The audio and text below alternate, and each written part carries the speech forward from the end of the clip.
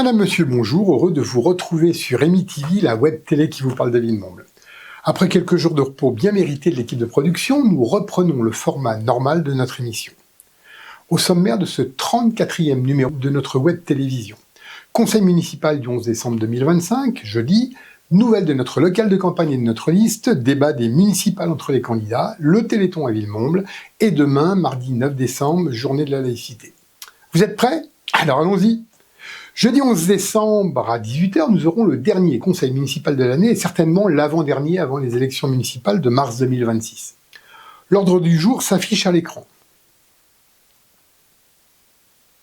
Beaucoup de marronniers dans ce conseil avec de nombreux rapports d'organismes auxquels la ville adhère. Je vous passe également les premiers points qui concernent les bagarres internes au groupe de la majorité. Lamentable à 3 mois des élections. De toute façon, tout le mandat de Jean-Michel Buteau s'est passé comme ça. J'attire votre attention sur les points 25, 27 et 34.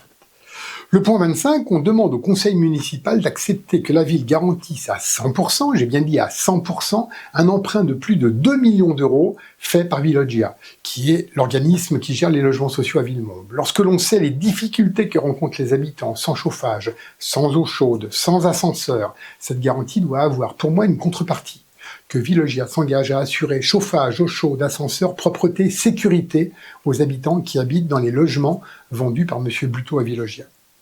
Le point 27, le relogement des 397 familles suite aux démolitions de logements sociaux au Marnaude.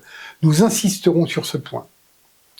Le point 34, dans lequel M. Buteau demande au conseil municipal de l'autoriser à faire un emprunt bancaire de 5 à 10 millions d'euros. Vous voyez la précision de la fourchette, du simple au double, pour la rénovation de la maison familiale de Corançon-en-Vercors. Mais de qui se moque-t-on? À 3 mois des élections, M. Buteau et son équipe de bras cassés commencent à s'intéresser à cette maison familiale qui a vu passer tant de Villemontblois. Et qu'on ne nous dise pas qu'ils ont travaillé sur le dossier, lorsque la fourchette d'investissement varie entre 5 et 10 millions, que le seul document qui nous est donné pour cette délibération est une feuille recto-verso, sans aucun dossier technique, aucune étude. Je le répète, de qui se moque-t-on? Et que ce soit Buteau ou Calmejane, les deux portent la responsabilité de la fermeture de ce lieu chéri par les Villemontblois. C'est vrai aussi pour le centre de Saint-Brévin-les-Pins, dont le maire ne donne plus aucune nouvelle. Nous ne laisserons pas faire. C'est et ce sera pour nous une priorité de mandat lorsque nous gérerons la ville en mars 2026. Alors, venez au conseil municipal, la séance est publique, soyez informés, nous vous attendons. Vous avez vu que la vitrine de notre local de campagne du 12 rue Pasteur est passée de ça à ça. En effet, la préfecture a envoyé un texte qui demande aux candidats au municipal de ne plus mettre de logo, de photos, de documents sur la vitrine du local de campagne. On marche vraiment sur la tête, mais républicain et respectant les lois, j'ai immédiatement nettoyé la vitrine dès que j'ai eu l'info. Ce local, bien sûr, reste ouvert à toutes et tous. Venez nous voir pour discuter, parler de notre programme, ou nous engueuler si vous voulez. Allez, une chose qui pourrait être drôle, Patrice Calmejane et Jean-Michel Buteau m'ont tous les deux dit qu'ils avaient pris en photo la vitrine du local. Et oui, comme ils ont compris qu'ils allaient perdre. Les Villemontblois en ont marre de leur guerre fratricide, de leur conflit d'intérêts, de leur inaction, qu'ils pensent tous les deux gagner sur le tapis vert. Bonjour le niveau de la démocratie. Bientôt sur cette même chaîne, vous allez découvrir mes colistiers et mes colistières. Les vidéos arrivent et je vous promets que c'est une liste enthousiaste et qui va donner envie. Allez, encore un peu de patience. Comme vous le savez, j'ai initié et demandé un débat devant les Villemontblois avec les candidats tête de liste municipale, sous la même forme que ce que j'avais proposé que nous avons fait en 2020. Projet contre projet, maire contre maire. Pour l'instant, tous les candidats n'ont pas répondu. Ils ont jusqu'au 15 décembre pour envoyer leurs réponses. Nous ferons donc un bilan la semaine prochaine. Quelques images maintenant du Téléthon à Villemomble. Plusieurs associations et bénévoles s'étaient engagés pour organiser des événements.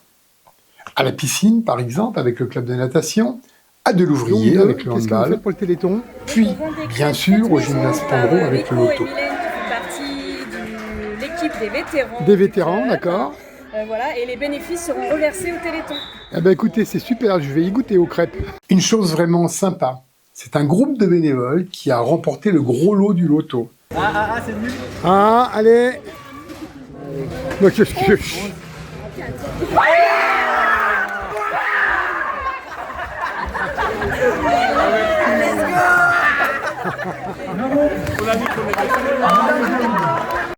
Le message est vraiment chouette. Engagez-vous dans les associations et pour les causes justes. Donc bravo à tous les bénévoles et toutes les bénévoles qui ont soutenu et participé à cette belle cause de lutte contre les maladies génétiques. Une petite chose quand même. Dois-je parler ici du passage très rapide du maire le dimanche après-midi, à peine 20 minutes, sur le fait qu'il n'y ait eu pratiquement pas eu de communication sur les médias de la ville?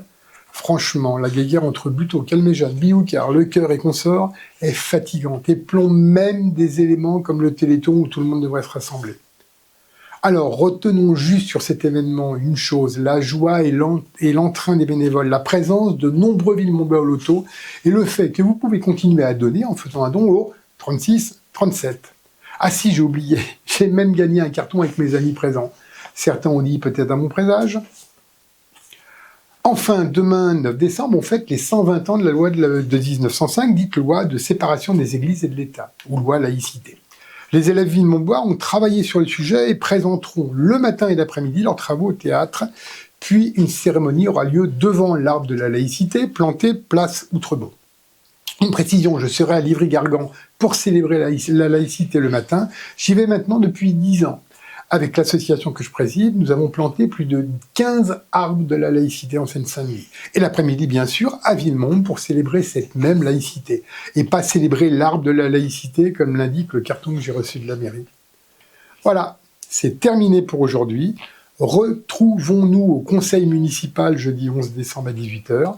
N'hésitez pas à nous joindre par mail à mi.tv93250@gmail.com. Je répète, mi.tvi93250@gmail.com. À la semaine prochaine et d'ici là, portez-vous bien.